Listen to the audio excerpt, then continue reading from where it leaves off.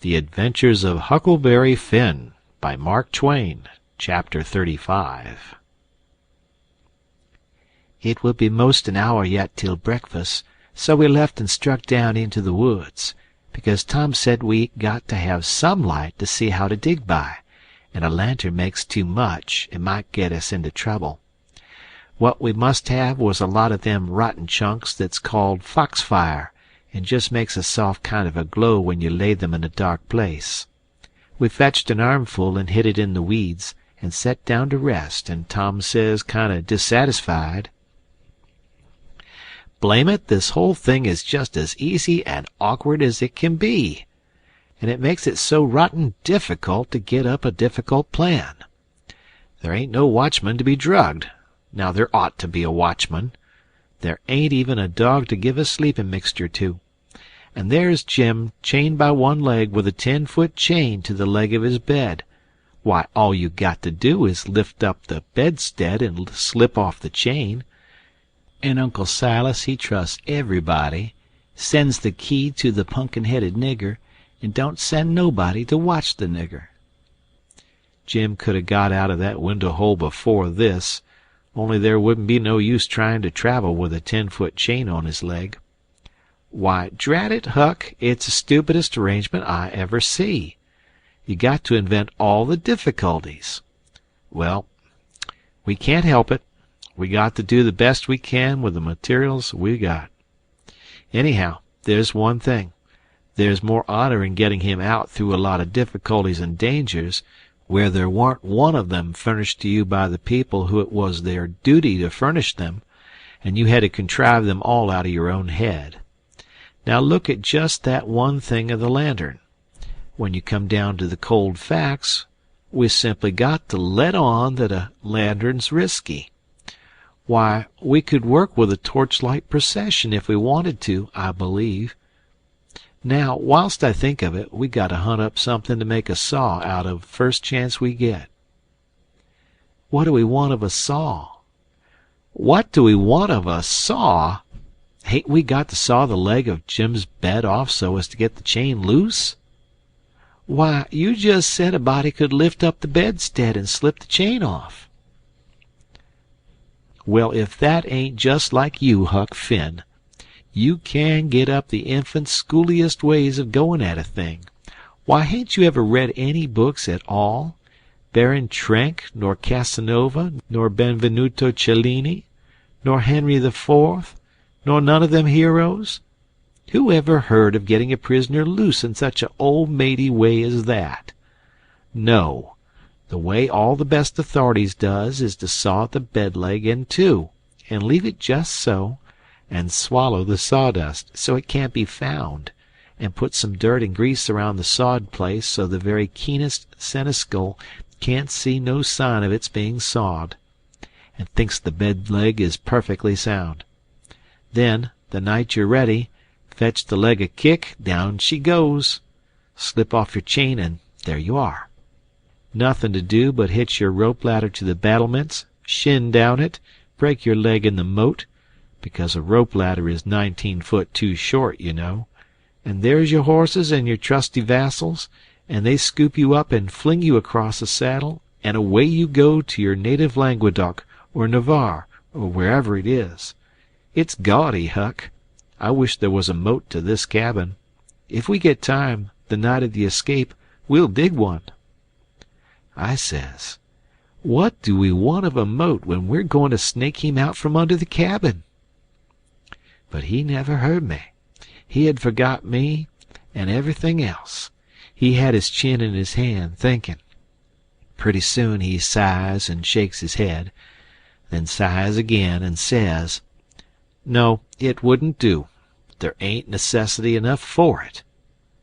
"For what?" I says. "Why, to saw Jim's leg off," he says. "Good land!" I says. "Why, there ain't no necessity for it.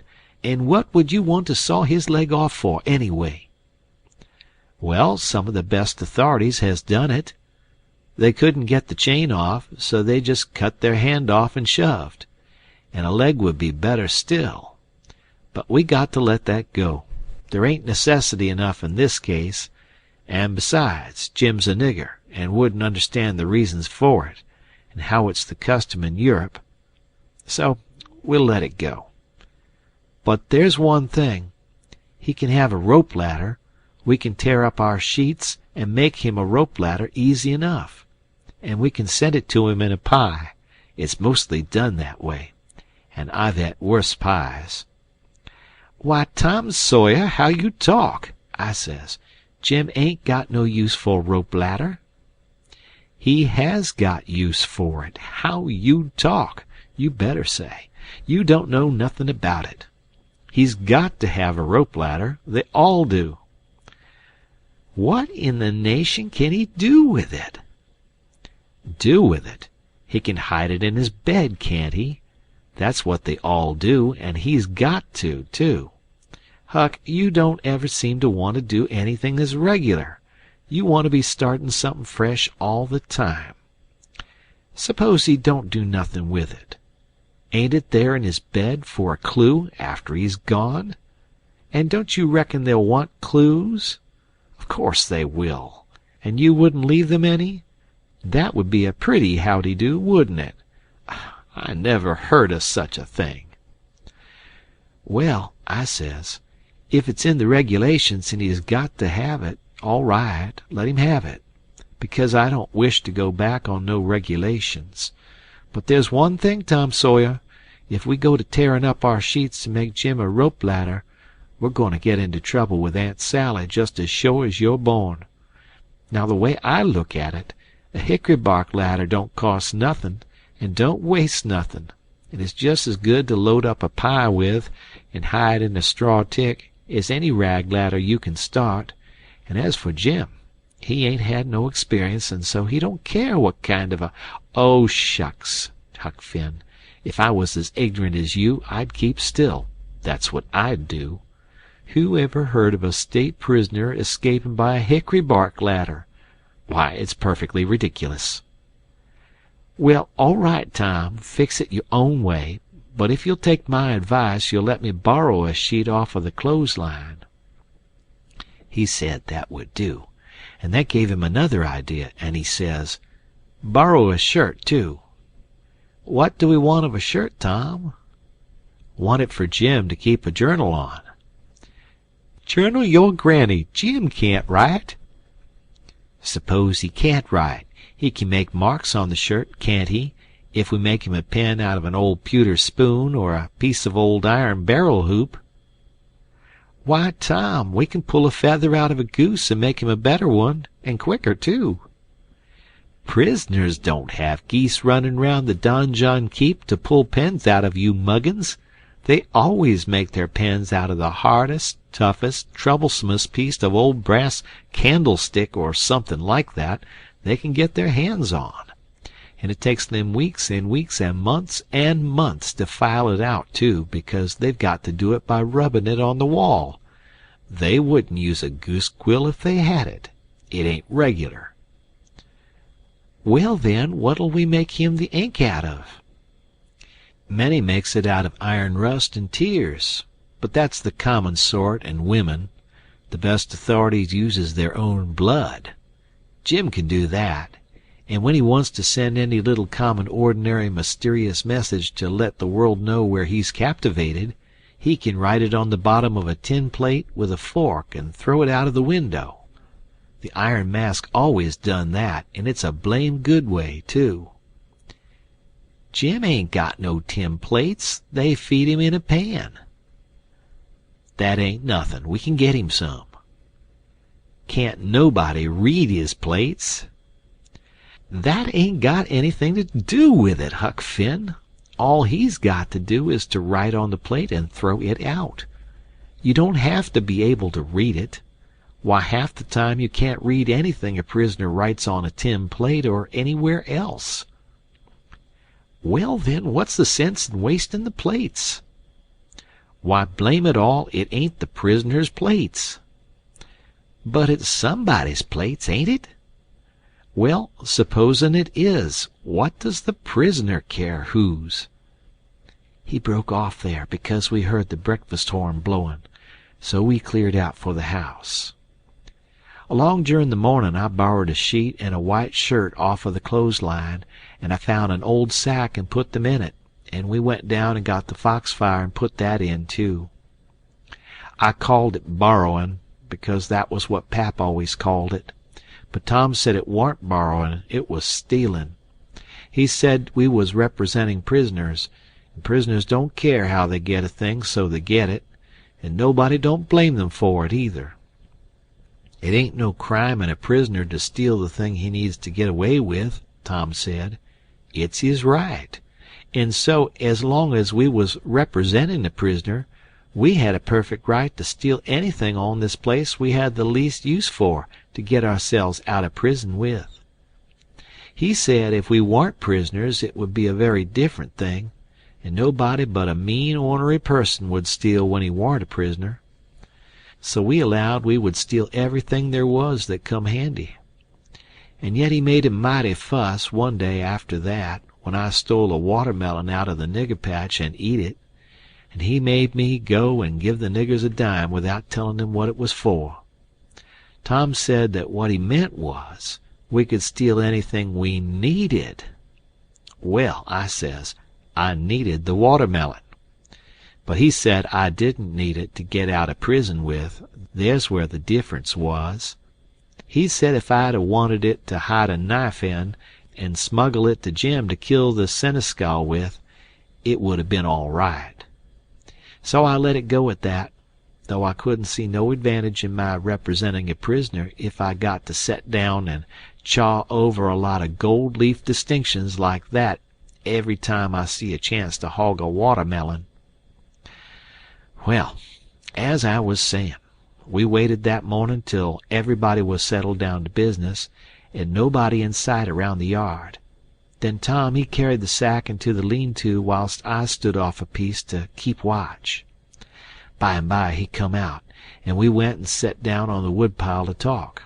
He says, "Everything's all right now except tools, and that's easy fixed." "Tools?" I says. "Yes." "Tools for what?" "Why, to dig with. We ain't a-goin' to gnaw him out, are we?" "Ain't them old crippled picks and things in there good enough to dig a nigger out with?" I says.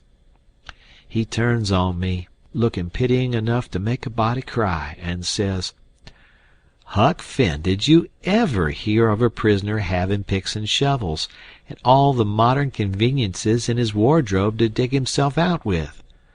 Now I want to ask you, if you got any reasonableness in you at all, what kind of a show would that give him to be a hero? Why, they might as well lend him the key and done with it. Picks and shovels, why, they wouldn't furnish 'em to a king." "Well then," I says, "if we don't want the picks and shovels, what do we want?" "A couple of case knives." "To dig the foundations out from under that cabin with?" "Yes." "Confound it, it's foolish, Tom."